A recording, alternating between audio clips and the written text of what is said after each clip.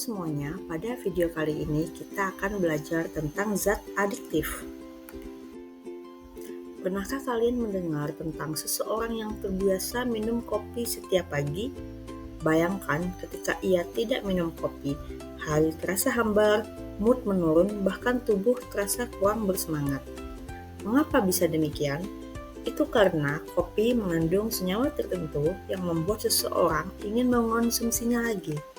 Senyawa semacam ini disebut zat adiktif. Zat adiktif adalah zat yang jika dikonsumsi berulang kali menimbulkan ketergantungan atau ketagihan. Orang yang sudah terbiasa atau bahkan kecanduan akan merasa tidak nyaman, hampa, bahkan bisa mengalami depresi maupun rasa sakit jika tiba-tiba berhenti menggunakannya. Nah, salah satu zat adiktif yang paling berbahaya adalah narkoba. Kata narkoba merupakan singkatan dari narkotika, psikotropika, dan obat-obatan terlarang. Penting untuk dipahami, tidak semua zat adiktif tergolong narkoba. Misalnya kafein dalam kopi, nikotin dalam rokok, dan alkohol. Semua itu adalah zat adiktif juga, yaitu dapat menyebabkan kecanduan. Tetapi, sebagai contoh kafein dalam kopi, penggunaannya masih diperbolehkan dengan catatan jangan berlebihan. Lalu apa sebenarnya narkotika itu? Menurut Undang-Undang Nomor 35 Tahun 2009, narkotika adalah zat atau obat yang bisa berasal dari tanaman maupun hasil sintesis di laboratorium yang dapat memengaruhi kesadaran, menurunkan rasa nyeri, serta menimbulkan ketergantungan. Contohnya adalah ganja, heroin, kokain, morfin, petidin, metadon, dan kodein. Berbeda lagi dengan psikotropika, menurut Undang-Undang Nomor 5 Tahun 1997, psikotropika adalah zat berkhasiat psikoaktif yang memengaruhi sistem saraf pusat, sehingga mengubah aktivitas mental dan perilaku. Sebagai contoh adalah obat tidur yang dapat menyebabkan seseorang tidur nyenyak. Contoh lainnya adalah ekstasi, amfetamin, metamfetamin, Ritalin, hingga fensiklidin termasuk di dalam kelompok ini. Berdasarkan efeknya terhadap pemakai, zat adiktif bisa dibagi menjadi 3 golongan utama. Yang pertama adalah stimulan, yang mempercepat kerja otak dan jantung sehingga pemakai merasa penuh energi dan bersemangat, walau hanya sementara. Contohnya adalah kopi, kokain, dan ekstasi. Yang kedua adalah halusinogen, yaitu zat adiktif yang membuat penggunanya berhalusinasi, melihat atau merasakan sesuatu yang sebenarnya tidak ada. Contohnya ganja, kokain, dan LSD. Yang ketiga adalah depresan, yang justru berfungsi menekan sistem saraf pusat.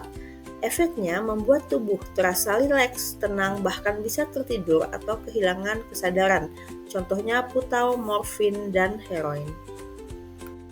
Menariknya, tanpa kita sadari, zat adiktif sering hadir dalam kehidupan sehari-hari. Kopi yang kita minum mengandung kafein, teh mengandung teanin, coklat mengandung teobromin, dan rokok mengandung nikotin. Tidak heran jika orang yang terbiasa minum kopi, teh, makan coklat, atau merokok bisa merasa ketergantungan. Bedanya, zat adiktif ini tidak seberbahaya narkoba, tetapi tetap harus dikonsumsi secara bijak. Terdapat beberapa efek jangka pendek, jangka menengah, ataupun jangka panjang jika seseorang terus-menerus mengonsumsi zat adiktif. Efek jangka pendek antara lain, secara fisik, stimulan dapat menyebabkan insomnia dan meningkatkan tekanan darah. Halusinogen dapat memicu kecemasan dan kebingungan, sedangkan depresan, misalnya alkohol, dapat menyebabkan gangguan koordinasi motorik. Sedangkan pada mental terjadi perubahan suasana hati, paranoid, dan kecemasan. Efek jangka menengah konsumsi zat adiktif secara fisik pada stimulan akan menyebabkan masalah pada jantung dan pembuluh darah. Pengkonsumsi halusinogen akan menyebabkan perubahan dalam cara seseorang melihat, mendengar, atau memahami dunia.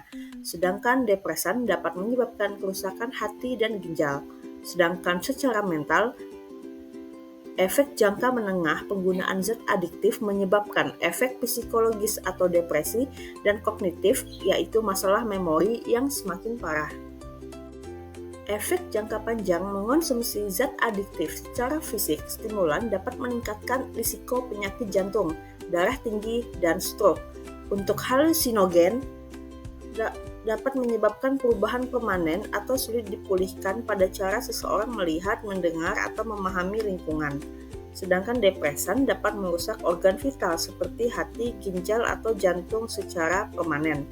Sedangkan efek pada mental adalah menyebabkan kecanduan dan gangguan mental berat. Selain itu, terdapat dampak terhadap keluarga dan sosial ekonomi pada pengguna zat adiktif. Penyalahgunaan zat adiktif dapat merusak hubungan keluarga melalui hilangnya kepercayaan, meningkatnya konflik, dan pengabaian tanggung jawab. Sedangkan pada aspek sosial ekonomi dapat menyebabkan isolasi, hilangnya relasi sehat, dan stigma negatif dari lingkungan. Kemudian dapat juga menguras keuangan, memicu kehilangan pekerjaan, menimbulkan utang, dan memperburuk kemiskinan. Beberapa cara yang dapat kita lakukan untuk mencegah penggunaan zat adiktif antara lain adalah edukasi sejak dini tentang bahaya dan dampak penyalahgunaan zat adiktif. Kemudian membangun komunikasi yang terbuka dan hangat di dalam keluarga, memperkuat nilai agama, moral, dan etika, mengembalikan keterampilan hidup atau life skills seperti bagaimana cara mengelola stres dan bagaimana cara menolak ajakan negatif. Kita juga perlu memilih lingkungan pergaulan yang sehat dan mendukung, serta mengikuti kegiatan positif seperti olahraga, seni, atau organisasi sosial. Kemudian kita juga membutuhkan dukungan sosial dari keluarga, teman, dan komunitas. Demikianlah video mengenai zat adiktif. Sampai jumpa di video yang lainnya dan terima kasih.